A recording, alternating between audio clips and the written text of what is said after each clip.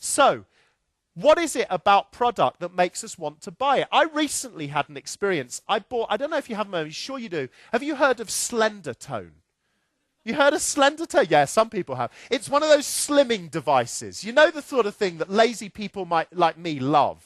Because apparently it's a device that you strap around your waist and you turn on, and without even realizing it, it sends electrical pulses into your muscles, which are the equivalent of doing 300 abdominal crunches in 10 minutes.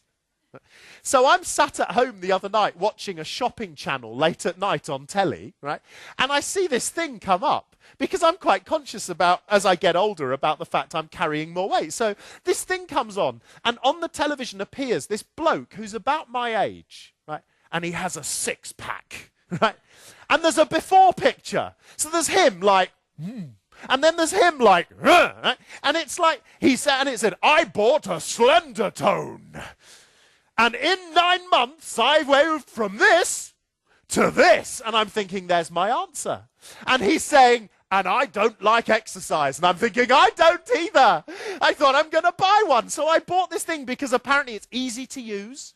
You can wear it under your clothes and do your daily work without anybody noticing, right?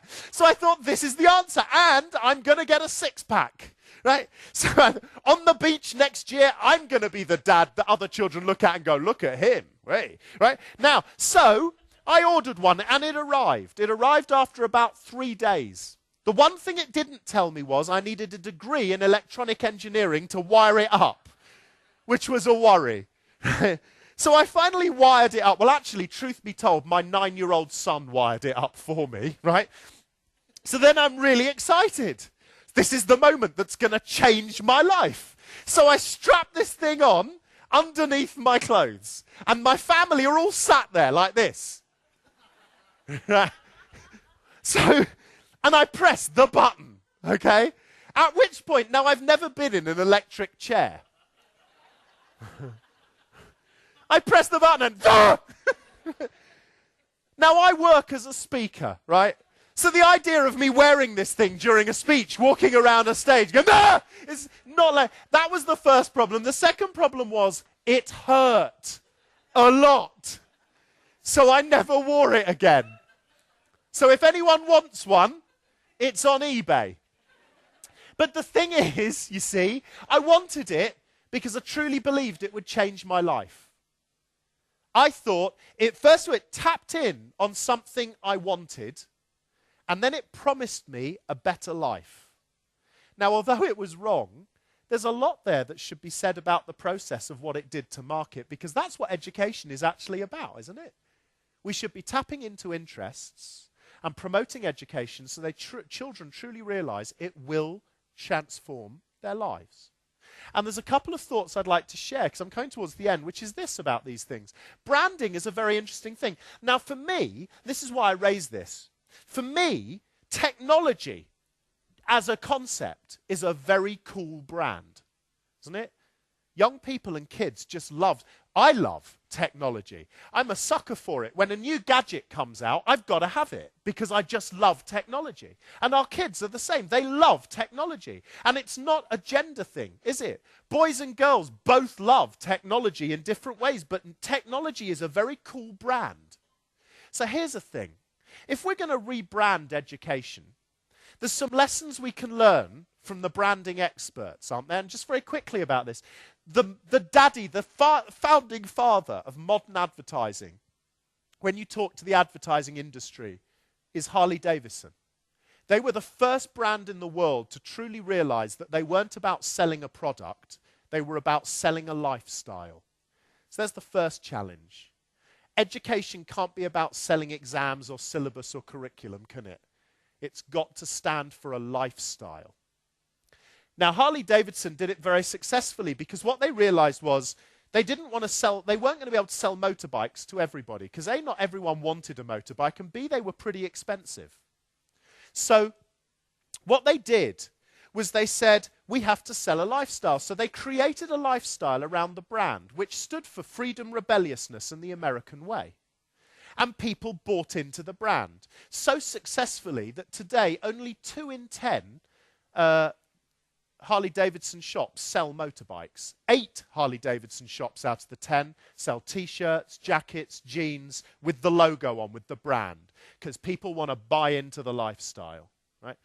Modern advertising, modern companies have taken that on to the next phase. The interesting thing with that one is, my guess is I don't even need to tell anyone in the room who that is. We know.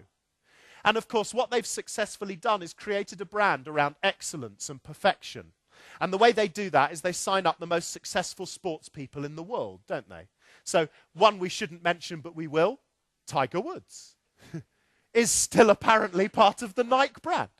Rafael Nadal, Roger Federer, Manchester United, Barcelona football teams, they all wear the Nike brand. So children associate Nike with excellence, excitement, and dynamics. And that's why they want to wear the Nike brand. So for me, as I close, a final thought. Because the interesting thing is, how can we use technology to help us rebrand learning?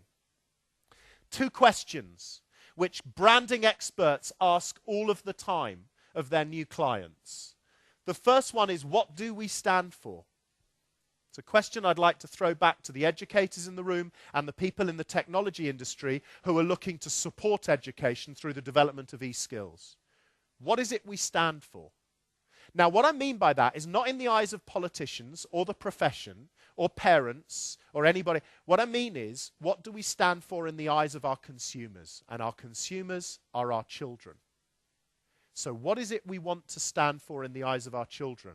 Like Harley-Davidson stands for freedom, rebelliousness, the American way. Nike stands for excellence, precision, and dynamic. What do we want to stand for?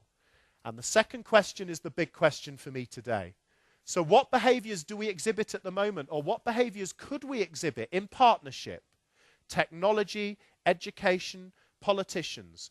What behaviors do we need to exhibit to ensure that that brand stands for something? Ladies and gentlemen, thank you so much for your time this morning. Thank you very much. Stay on the stage. Thanks very much, Richard. That is very, very, very educational and very entertaining. My first question is not mine, really. It's from the audience. And taking us back to where you started your speech today. If you were a headmaster of a school today and you had some money for making an investment, what would you put your money in? I'd put my investment, first of all, into the things that make technology in a school possible. So I'd want a wireless environment. I'd want a complete network that was free and wireless. But I wouldn't just invest in the school.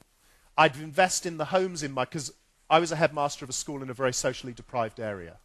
Because I want my children to see education as something that's 24/7.